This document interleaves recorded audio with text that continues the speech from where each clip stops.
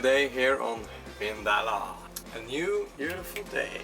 And what are we gonna do today? Today we're gonna do wintering on a sailboat in Norway.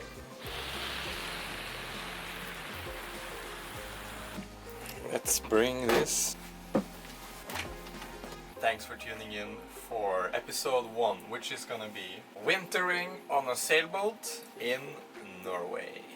Yep, Norway. And on a sailboat. And yes, you heard right, you heard correct.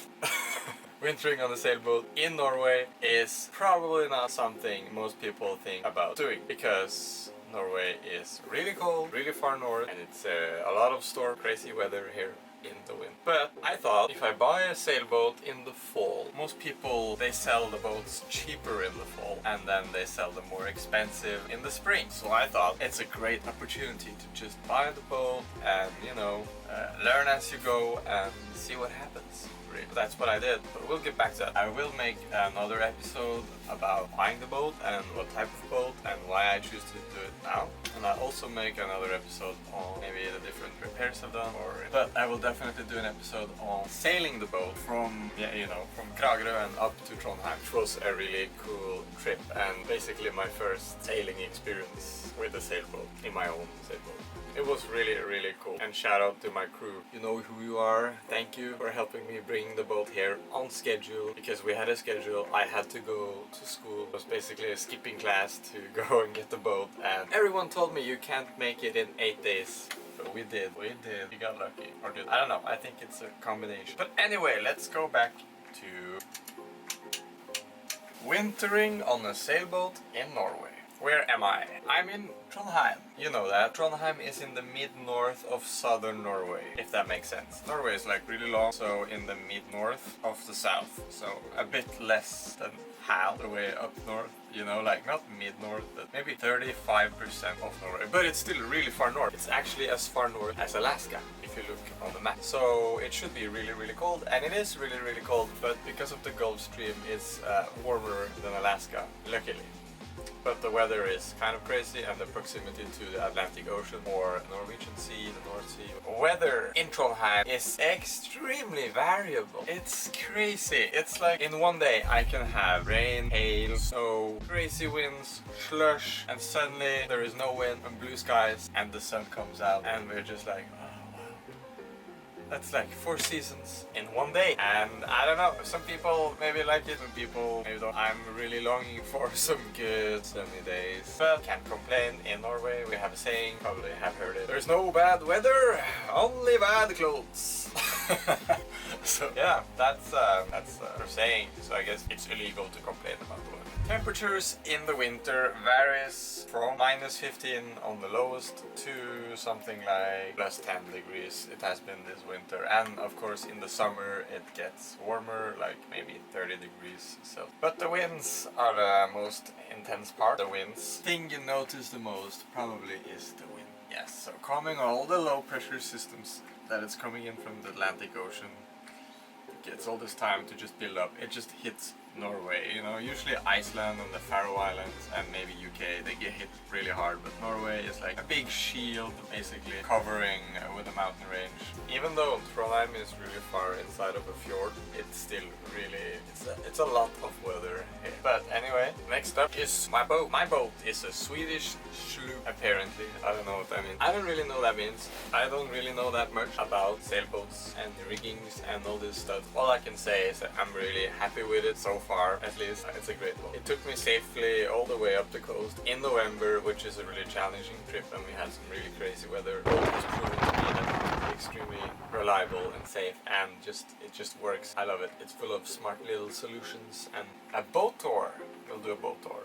A boat tour was a good idea, but not now. So, to hunker down for winter, what I did is I put up rails and rods, and I made a tarp above the aft of the boat, covering the cockpit basically and creating a little shelter from the weather and snow and everything. And on the front of the boat I put insulation mats, Glava insulation mats, and above that a tarp, and then I tied it down, and that helps to keep the warmth inside of the boat. That was also Also, in addition to insulating various places inside, I insulated the aft cabin, some cupboards and rooms to avoid condensation and also just to keep the heat better. I also insulated places where I could feel the air coming in, like cold air. Yeah.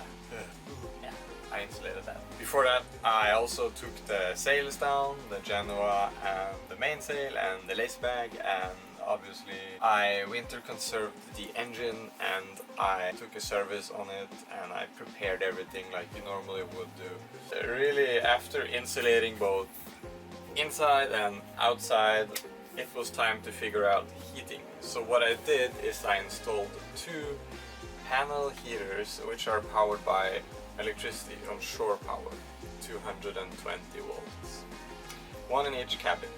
In addition to that, I bought a 2000 watts smart heater thing. It's supposed to save energy, I hope it does. It works really well. The boat is also already equipped with a Eberspecher diesel heater. It works really well. I can start it from here. And it's outside. I'll show you. The diesel heater, it's outside in a locker in the cockpit, and I insulated the pipes leading from the diesel heater and all the way into the cabin, because if you don't do that, you just lose a lot of energy, you know, you just waste so much energy. Yeah, that's a smart thing to do, and I'm really happy I did. The biggest issue, the single biggest, most annoying thing about living in a boat, especially, I mean, maybe here, because it probably depends where you are, but it was water. So in the winter here it freezes below zero and normally all the taps get turned off, so you don't have water in the winter on most docks. But this dock said they had winter water. It was very hard to fill water because we have 150 meters from my boat to the tap, and we use like 3 or 4, you know, garden hoses and attach them together, and it's just a lot of work. And when it's below freezing, -5, -10, it freezes and it's hard and cold and the harsh weather, and you know, sometimes it didn't work at all. You would put all the hoses out and then it was so cold that the water had freezed inside the hose and I couldn't get water through. So yeah, maybe that's definitely something to check really well before another winter here in Norway. But I survived, we all survived, we are here, and it turned out to be a very social and fun thing to do, and yeah, that's a way to do it, turn something into fun. Another thing is laundry. I don't have a laundry machine in my boat. That's pretty much the only thing, except I don't have a freezer as well, but I never really use freezers, so that doesn't bother me. But I don't have a laundry machine, and there is a laundry place just around the corner, so I just walk around the corner and I go to the laundry place, and then I pay with card, and it's very cheap, a couple dollars, and I carry it home and I hang it to dry inside the boat. Now that can be a show. You could also, I could use the dryer there, but I don't know, I have a dehumidifier. Yes, that brings me to the next point. The dehumidifier.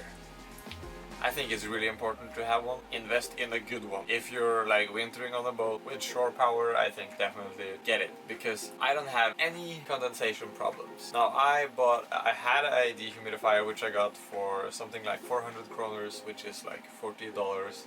It was a piece of crap, and it made my eyes really itch, and it didn't really work that well, but it did the job in the beginning. Later on I did some research and I invested in a dehumidifier which is called Arida S9L, and it's really good. It has like this ionizing thing in it that cleans the air, and it also has a HEPA filter, HEPA filter in it, so it kind of cleans the air as well. So it really helps, you know, being inside and having this machine circulating the air and also drying it. So also when I shower, I put the dehumidifier in the shower afterwards to dry it up, and it works really well. Recommend it. It really makes life easy if you can afford it and if you are on shore power, which I am at the moment. That's probably wintering on the sailboat. All in all, it's been really cozy, I really love living on the boat. Yeah, it feels like home, it's my own little space. The weather has been a little bit crazy, but it's worth it, definitely worth it. And now that spring is here, and I mean it's on the doorstep, it's not quite here, it really feels like now comes a good time, you know, when you're actually close to nature. Soon I can go sailing, and I really look forward to doing that, so... yeah, I guess that's it. Yes, that's it. So thank you very much for watching. I hope you enjoyed my first real episode. I'm sorry that I was maybe a little bit boring to listen to, but bear with me. I will develop my talking to a camera skills over time. As you all know, this is the second time I do it. The first time was the last episode, and this is the second time. So bear with me. I hope you enjoyed, and stay tuned for a lot of more content, and follow me on this great journey. Thank you. And so, outro.